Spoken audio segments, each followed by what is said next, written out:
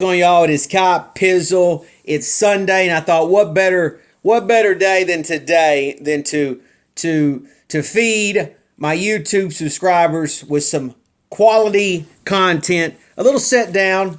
Hey, get you a little beverage, get your favorite snack, sit down with Pizzle here, and let's just chat for a little bit. What do you say? I got to be honest with you guys for a moment. I've been really following closely a lot of some off-season stuff, a lot of stories. I've been taking all the stuff in, and most notably anything that's coming out of the Giants. I've been obviously formulating my own opinion about certain players of who I would like to be on the Giants roster this coming up this spring and in the future as far as when we get kicked off for next season. But during that process, I have to read and I have to take in a lot of garbage. And it's very frustrating to me because, I understand that we live in a weird time with social media, right? Social media is such a dominant driving force of how we consume a lot of the news and a lot of stories that come out. And I can't help but think that, the New York Giants, I'm not sure the New York Giants are able to win Super Bowls with Parcells or Lawrence Taylor on their team during a social media period of time. I mean, LT would have dominated the social media landscape to the point of it would have been such a distraction that I don't think the Giants would have been able to ever achieve anything as a team. Do I think that there were a lot of stories that were swept under the rug, with LT? Absolutely. But at the end of the day, LT brought it on the field, and that's really all that should have mattered to us fans. So, with all that being said, there's just been so many stupid ass stories, and what bothers me about these stories is not that, the beat writers write these stories because they know it can get clicks. The video makers out there make these videos because they know they can get clicks. But the problem is the consumer that takes this stuff in and actually acknowledges this content as quality or worthy enough to take in. Stupid stories like Tom Brady, for example, potentially becoming a New York Giant. That was flirted with. It's been a few weeks now since that's been flirted with, but it happened. And I want you guys to take that stupidity in for a moment, okay? You just told Eli Manning that his time was up. He retired. If Eli Manning would have retired and they would have went out and signed Tom Brady, I think all of that shit on the wall would have came down. I don't think there could have been in my lifetime anything more stronger the Giants could have done to piss me off as a fan than to made that move. It would have crippled me as a fan. It would have taken all the legs I stand on when it comes to New York Football Giants. It would have destroyed them.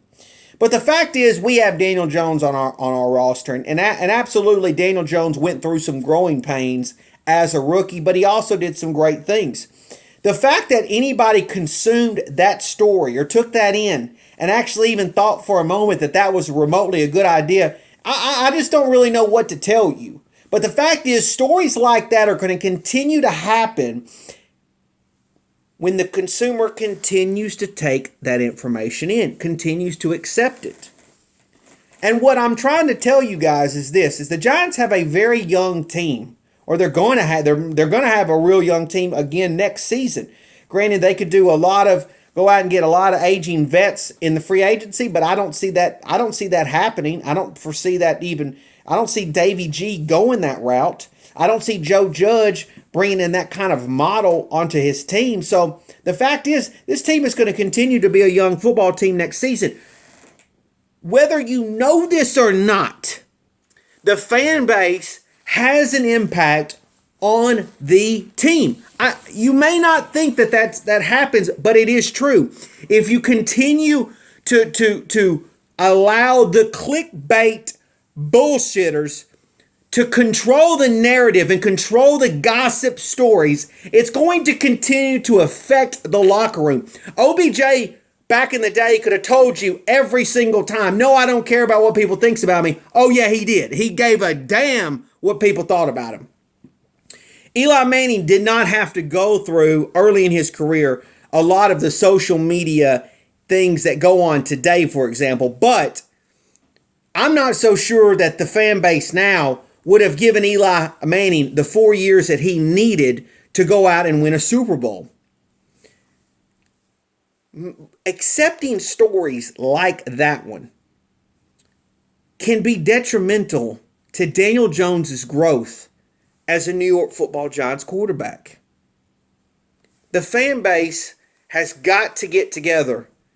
Let all of the negative crap that's affected us over several years now of bullshit, need to let that go and realize that with Joe Judge, this whole new coaching staff, a whole new set of players, this is a complete fresh board to paint on. It's a fresh canvas. Okay? The only thing that's consistently basically the same right now is the fact that Davey G is now still returning as a general manager. But what happened 2 years ago does not matter to this current team. What happened 3 years ago should not matter to this current team. Hell, I don't even know if last year, with Pat Shurmur as the head coach, should count towards what happens with this team. This is a starting point, people. I'm not saying that from a starting point we can't win, because we can. We can still do great things next year as a team. They can still bring in the right pieces and immediately hit on it. It can happen. It's possible. But if you continue to take in the bullshit that these beat writers write about Giants football, if you consume that and let that affect the locker room, because once the beat writers see, oh, they love this story, I'm going to keep writing about it, then it goes to the locker room, because then the beat writers start asking the fucking players, well, what do you think about that? How do you feel about that? And it just keeps, it infests in something more than what it should be. But if you're the consumer and you disregard all that crap, you disregard all the trash stories, you disregard all the rumors and all the nonsense, the stuff never even gets to the locker room. It never even makes it there. The Patriots, as much as I can't stand them, they're so great at controlling the narrative, controlling the story. Bill Belichick's been great about that, right? On to Cincinnati. You know, always focused about the next week. Even the fan base, as bandwagon as they are, even they're just like, yeah, it's the Patriot way. It's the Patriot way. It's the Patriot way. Now, granted, this won't last forever. I mean, as soon as Brady and Belichick leave, that shit's over with. But the point is this organization's fan base has got to become better. We have to become better as fans. Stop with the bullshit drama. Stop with the soap operas. Stop with all that. Let's start consuming stories, and before you question me and say like, oh, well, Pizzle, I'm more than a cheerleader. I get that. I'm not saying that you can't be you can't be more than a cheerleader or a fan.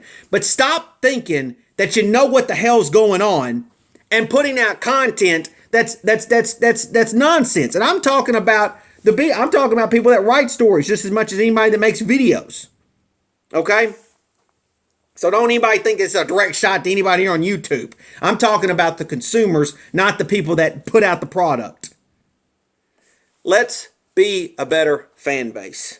Let's support our young guys, and let's show them that we have their back while they build on something that, in my opinion, with Joe Judge, might be special. Just a thought.